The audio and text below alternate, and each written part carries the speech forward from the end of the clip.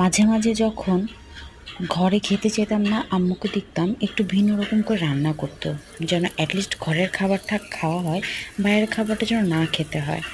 তো আজকে আমার মতো করে কিছু রান্না করার চেষ্টা করলাম। তো এখানে হচ্ছে যেহেতু আমি শাক রান্না করব, পেঁয়াজ রসুন মরিচ সব কিছু দিয়ে নিলাম এবং শাকটা আমি ছোট ছোট চিংড়ি দিয়ে রান্না করব। তো সেই জন্য আমি এখানে একটু হলুদ দিয়ে নিব, নিয়ে আবার পেঁয়াজটা নাড়াচাড়া করে সাথে চিংড়িগুলোও দিয়ে দিব।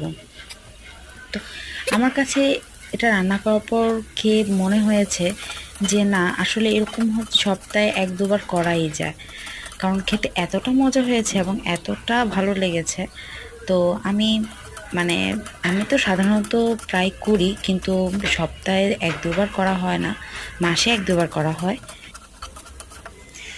তো সেক্ষেত্রে এটা সপ্তাহে এক দুবার করা যেতেই পারে। তো এখানে আমি আবার শাকটা দিয়ে দিলাম, দিয়ে দেওয়ার পর আবারও কিছুক্ষণ নাড়াচাড়া করব, শাকটার সাথে যেন মাছগুলো ভালো করে মিশে যায়।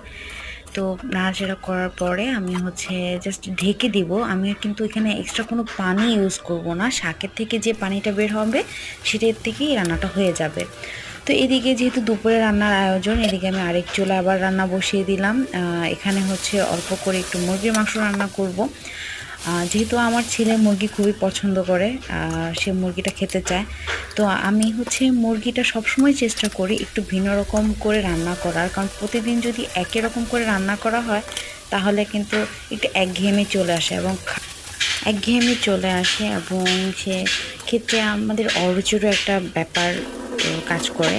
তো এই জন্য আমি নর্মালি যেভাবে রান্না করা হয় মুরগি, আমি সেভাবেই সব আদা রসুন পেঁয়াজ কুচি হলুদের গুঁড়া মরিচের গুঁড়া সবগুলো দিয়ে মুরগিটা সুন্দর করে কষিয়ে নিয়েছি। কষিয়ে নেওয়ার পর মাঝখানে আমি আলু দিয়ে নিয়েছিলাম, আলু দেওয়ার পরে এখানে আমি হচ্ছে পানি অ্যাড করিনি, পানি পরিবর্তে আমি দুধ দিয়ে রান্না করেছি, যেন এই জিনিসটা একটু গ্রেভি হয়। তো এই ছিল আজকে আমার দুপুরে রান্না বান্না। সবাই ভালো থাকবেন। Thanks for